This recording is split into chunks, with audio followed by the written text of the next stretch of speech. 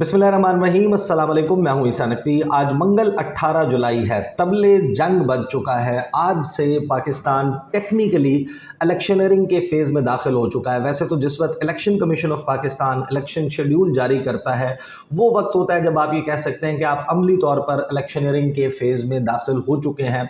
इंतखाबी अमल का आगाज़ हो चुका है। कैंपेन का, कागज़ात नामज़दगी जमा करवाने का, एतराज़ात उठाने का, कागज़ात नामज़दगी वापस लेने का, इलेक्शन सिंबल्स की अलॉटमेंट, बैलेट पेपर्स की छपाई वगैरह वगैरह मुख्तलिफ मराहिल हैं। लेकिन आज से आप टेक्निकली उस फेज़ में दाखिल हो चुके हैं। एक ख़बर सामने आई, वो ख़बर आपके सामने रखूँगा और फिर उन 5 अवामिल का तज़किरा करेंगे जो कि बहुत अहम हैं, आने वाले दिनों में होने, और ये वो 5 डेवलपमेंट्स हैं जो पाकिस्तान में तारीख़ का धारा मोड़ सकती हैं। इस हवाले से कुछ एस्टिमेशंस भी हैं, कुछ अंदाज़े भी हैं, वो भी मैं आपके सामने रख दूँगा। और फिर बात करेंगे मुस्लिम लीग नून, मुस्लिम लीग नवाज़, उसका एक सर्कुलर है, उस सर्कुलर में क्या लिखा हुआ है वो भी सिलेक्शन के हवाले से बहुत अहम है। अब वैसे आपको इल्म में है कि मुस्लिम लीग नवाज़, पाकिस्तान पीपल्स पार्टी, ये जो हुकूमती जमातें हैं ये कहाँ खड़ी हैं। पाकिस्तान तहरीक इंसाफ एक मेजर स्टेक होल्डर है, और अगर इंतखाबात की तैयारी उसके हवाले से बात की जाए कि जो सबसे तगड़ी कैंपेन है वो तो गुज़श्ता आपको इल्म है कि 1.25 साल से मार्च 2022 से पाकिस्तान तहरीक इंसाफ कैंपेन में है। लेकिन वो जिस किस्म के हालात का शिकार है वो एक अलग से एक मामला है। लेकिन आपने ये देखा होगा कि जैसे ही ये खबर सामने आई कि ये 2 बड़ी जमातें मुस्लिम लीग नवाज़ और पीपल्स पार्टी ने ये तय कर लिया है कि 8 अगस्त को असम्बली को तहलील करने की समरी सदर मुमलिकत को भिजवा दी जाएगी, उसके कुछ ही देर के बाद वफाकी वज़ीर इत्तलात मरियम औरंगज़ेब साहिबा ने इसकी तरदीद कर दी। उन्होंने कहा ऐसा कोई फ़ैसला नहीं हुआ मुस्लिम लीग नवाज़ और पीपल्स पार्टी के दरमियान। अब इसकी बुनियादी वजह क्या है? आपको याद होगा कि जब दुबई में मुलाकातें हुई थी पाकिस्तान पीपल्स पार्टी और मुस्लिम लीग नवाज़ की, ये जो इनकी ख़ानदानी मुलाकातें थीं जिसमें बैठकर ये तमाम मामला तय कर रहे थे, उस वक्त जिस शख्स को सबसे ज़्यादा तकलीफ़ हुई थी और उसने इस तकलीफ़ का इज़हार किया था वो थे मौलाना फजलुर रहमान।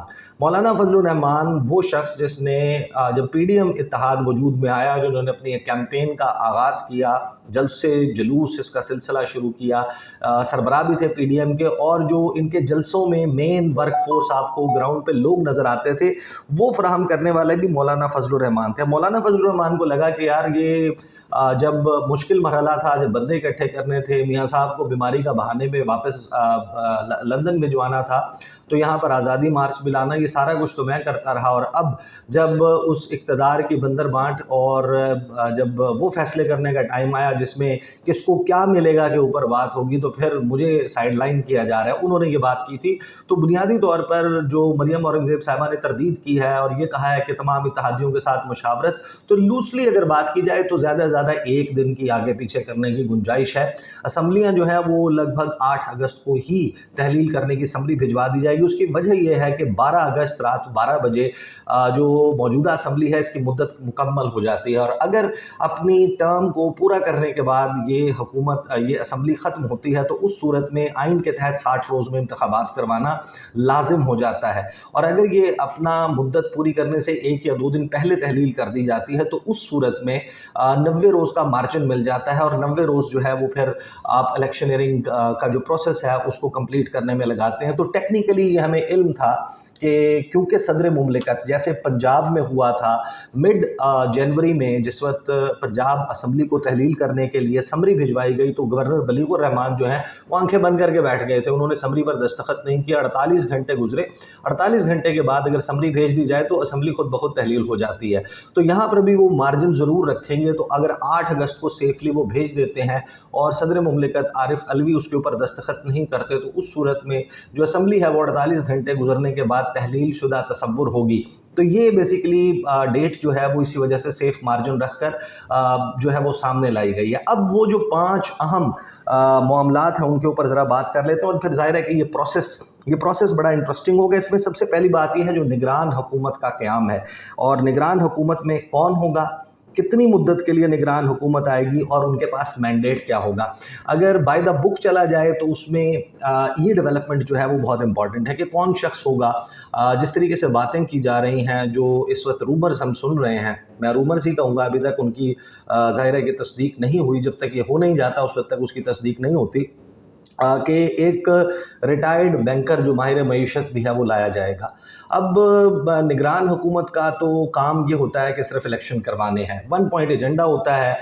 میں ایک خبر بھی دیکھ رہا تھا کہ محسن نقوی صاحب جو نگران وزیر اعلیٰ پنجاب ہیں، وہ کوئی فیصلہ کرنے جا رہے ہیں کچھ سڑکوں کی تعمیر جو ہے وہ پلاسٹک کے ذریعے جو ہے وہ ٹھیک ہے، بڑی اچھی بات ہے، دیر پا ہوتی ہیں پلاسٹک جو ہے اس کا بھی کہیں جو ہے وہ استعمال ہوگا، یوزڈ پلاسٹک ہے، آپ اس کے لیے روڈز کے لیے استعمال کریں، لیکن یہ نگران حکومت کا کام نہیں ہوتا۔ نئے پروجیکٹس لانا، پرانی حکومتوں کے پروجیکٹس بند کرنا، کسی سیاسی جماعت کی پراکسی بن کے کیمپین کرنا، ان کے بغل بچے بن کے ان کے ساتھ کھڑے ہونا، یہ نگران حکومت کا کام نہیں ہوتا۔ ان کا صرف ایک ہی مینڈیٹ ہے کہ آپ نے ایسی فضا، ایسی کنڈیوسو انوائرمنٹ بنانی ہے جس میں صاف اور شفاف انتخابات ہوں، جو تمام پارٹیسپینٹس ہیں وہ انتخابات کے نتائج کو تسلیم کریں۔ تو یہ بڑا ٹیکنیکل پوائنٹ ہے کہ جو نگران حکومت کا قیام ہے اس کے حوالے سے جب بات کی جا رہی ہے کہ کسی ماہر معیشت کو لایا جائے گا، تو پھر وہ سوالات جنم لیتے ہیں کہ وہ پھر معاملہ کیسے جو ہے وہ انتخابات جو ہیں وہ نومبر میں ہو پائیں گے یا نہیں، کیونکہ اگر 8 اگست کو تحلیل ہوتی ہے تو بائی 8 نومبر الیکشنز کا عمل پورا ہونا ہے، اور 54 روز کا جو انتخابات کا جو ضروری پروسیس ہے الیکشن ایکٹ 2017 کے تحت، اس کے لیے کم از کم 54 ڈیز پہلے جو ہے وہ election commission of Pakistan election schedule جاری کر دے گا۔ تو مارجن آپ کے سامنے۔ اب اس کے لیے ٹیکنیکلی ہوتا یہ ہے کہ جب اسمبلی تحلیل ہو جاتی ہے، اس کے بعد جو آؤٹ گوئنگ پرائم منسٹر ہیں وہ مشاورت کے لیے خط لکھتے ہیں، جو لیڈر آف دی اپوزیشن ماشاءاللہ سے جو راجہ ریاض صاحب ہیں وہ ان کو خط لکھیں گے۔ اب دو نام جو ہیں وہ دونوں کی طرف سے پٹ اپ کیے جائیں گے، ان کے اوپر اگر اتفاق نہیں ہو سکتا تو پھر ایک کمیٹی کے پاس بھجوا دیا جائے گا، اور کمیٹی میں جو ہے وہ اپوزیشن کی اور حکومت کی ایکول نمائندگی موجود ہوگی، وہ ان ناموں کو ڈسکس کرے گی، اور ان کے درمیان بھی 3 روز کا ٹائم ہے، 3 دن میں اتفاق نہیں ہو پاتا تو اب یہ ٹوٹل ہو گئے 6 دن۔ اس کے بعد وہی نام جو ہے وہ الیکشن کمیشن آف پاکستان کے سامنے پٹ اپ کر دیے جائیں گے، اور پھر بال آ جائے گی سکندر سلطان راجہ صاحب کے کورٹ میں کہ وہ اگلے 2 روز میں فیصلہ کریں کہ ان ناموں میں سے کس شخص کا کے سر کے اوپر جو ہے وہ اقتدار کا ہما بیٹھے گا اور وہ نگران وزیر اعظم بنے گا۔ پھر نگران وزیر اعظم اپنی کابینہ تشکیل دے گا۔ اس حوالے سے ظاہر ہے کہ ایک پلاننگ پیپلز پارٹی، مسلم لیگ نواز اور یہ جو حکومتی جماعتیں ان کے درمیان ہوئی بھی ہے، لیکن وہ کس طریقے سے آگے انفولڈ ہوتی ہے۔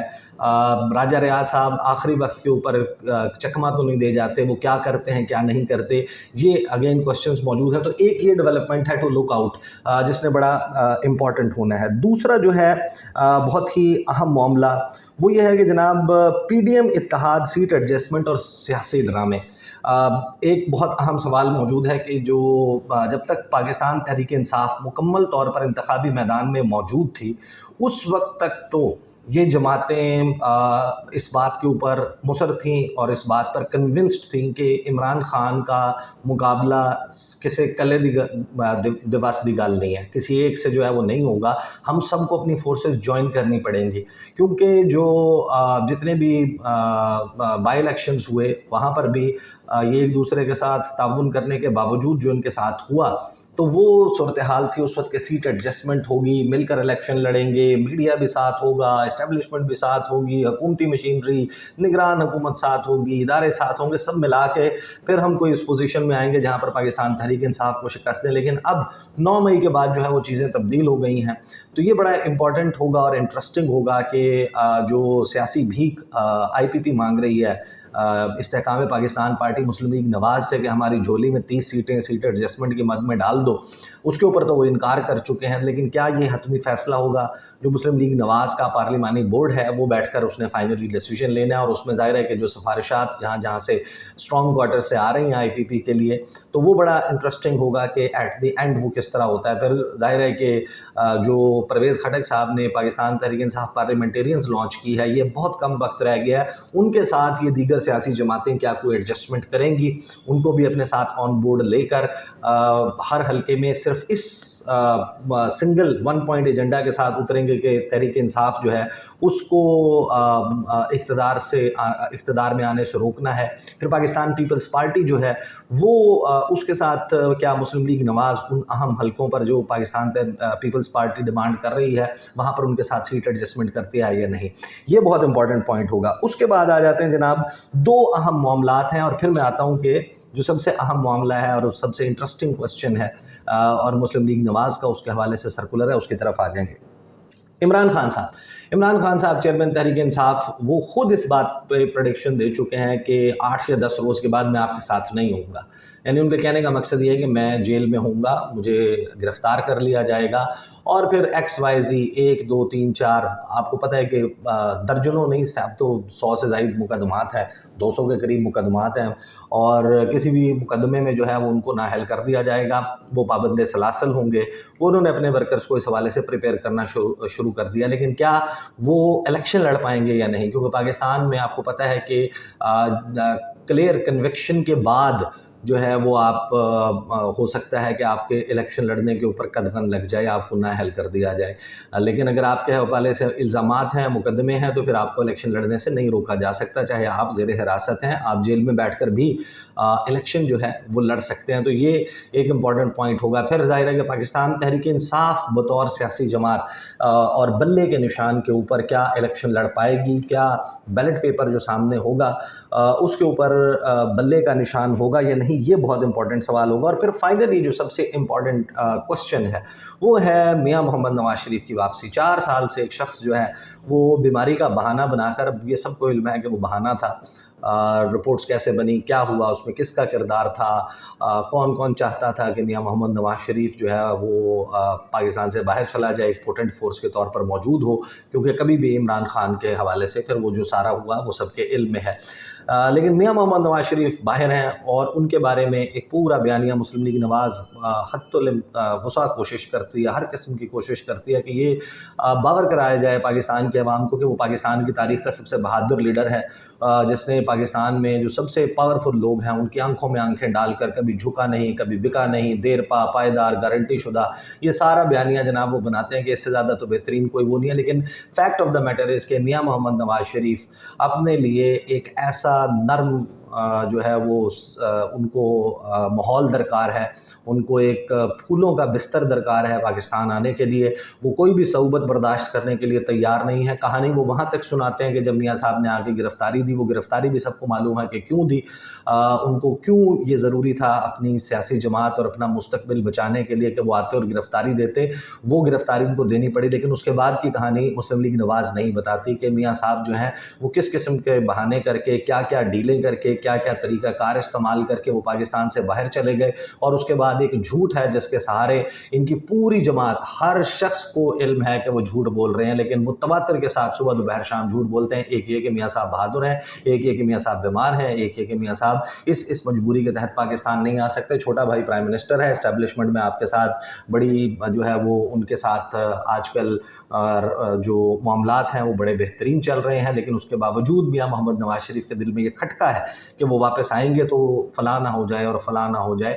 تو وہ چاہتے ہیں کہ ان کو ایک زبردست قسم کا ویلکم ملے، ان کو جیل کی ہوا نہ کھانی پڑے. ان کو مقدمات بھی وہ یہ چاہتے ہیں کہ وہ عدالتوں سے جا کے کلیئر نہ کروانے پڑیں.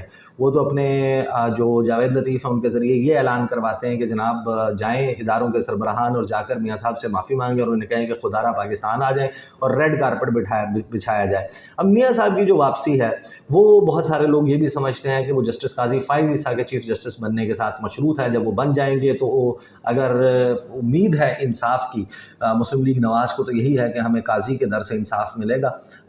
عمر عطا بندیال کی موجودگی میں ہم نہیں آئیں گے. تو میاں صاحب کی واپسی بڑا امپورٹنٹ وہ ہوگا کہ اگست میں اسمبلی تحلیل ہوتی ہے اور نگران سیٹ اپ جو ہے وہ 8 روز میں قائم ہو جاتا ہے. اس کے 1 مہینے کے بعد justice Umar Ata Bandial chief justice وہ ریٹائر ہو جاتے ہیں. ان کی جگہ قاسی بھائی عیسیٰ جو ہے وہ بن جاتے ہیں نئے چیف جسٹس. اور پھر میاں صاحب کی واپسی. اب اس کے حوالے سے ایک سرکولر جاری ہوا ہے کہ اجلاس ہوا 14 جولائی کو مسلم لیگ نواز کا، اور اس کے بعد ایک سرکولر جو جنرل سیکرٹری ہیں مسلم لیگ نواز کے سردار اویس لغاری صاحب، ان کے نام سے جاری کیا گیا، اور یہ تمام جو ایون یونین لیول کی سطح کے اوپر بھجوایا گیا. اور بڑا انٹرسٹنگ سرکولر ہے. سرکولر میں کیا کہا گیا ہے؟ سرکولر ہے جناب محترمی و مکرمی ڈویژنل صدور جنرل سیکرٹری صاحبان، السلام علیکم. بحوالہ اجلاس مورخہ 14 جولائی 2023 زیر صدارت رانا ثناء اللہ خان صدر مسلم لیگ نون پنجاب منعقد ہوا، جس میں یہ فیصلہ ہوا ہے کہ ڈویژنل صدور जनरल सेक्रेटरीज़ अपने तमाम अज़ला के सदूर जनरल सेक्रेटरीज़, कौमी सूबाई हलकों के MNAs और MPAs, टिकट होल्डर्स और डिवीज़नल सतह पर विंग्स के साथ मीटिंग्स करेंगे और इनको हिदायत जारी करें कि मुस्लिम लीग कायद पाकिस्तान मुस्लिम लीग नून मियां मोहम्मद नवाज शरीफ साहब की आमद और भरपूर इस्तकबाल के लिए यूनियन कौंसिल की सतह तक तंजीम को मुतहर्रिक और इस सिलसिले में तैयारियां शुरू करें। और जब भी पार्टी क़यादत की तरफ से कायद मुस्लिम लीग नून की आमद की तारीख़ का ऐलान किया जाएगा तो इस सिलसिले में डिवीज़नल अज़ला और सूबाई हल्का तंजीमों के इस्तकबाल के तमाम तर तैयारियाँ मुकम्मल होनी चाहिए और यूनियन कौंसिल की सतह से काफ़िले आने चाहिए। वस्सलाम। अवैस अहमद लगारी, जनरल सेक्रेटरी पाकिस्तान मुस्लिम लीग नून पंजाब। अब आपको याद होगा मियाँ साहब जब एक मरतबा पहले आए थे और शहबाज शरीफ को एयरपोर्ट का रास्ता नहीं मिला था, कितना अवाम का जम गफ़ीर था, आपको याद होगा। तो मियाँ साहब जो हैं वो वापस आने का फ़ैसला, बहुत सारे लोग मुस्लिम लीग नवाज़ में ये समझते हैं कि मियाँ साहब ना आए तो हमारे साथ बहुत बुरी होगी।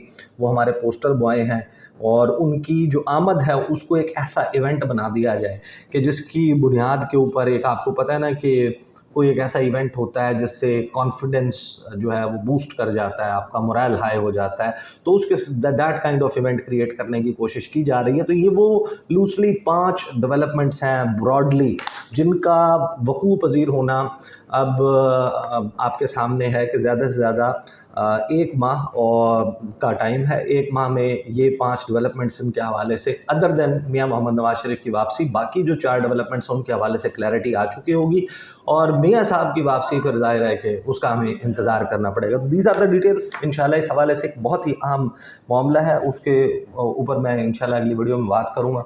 मुलाकात होती है आपसे, इजाज़त दीजिए। अल्लाह हाफ़िज़।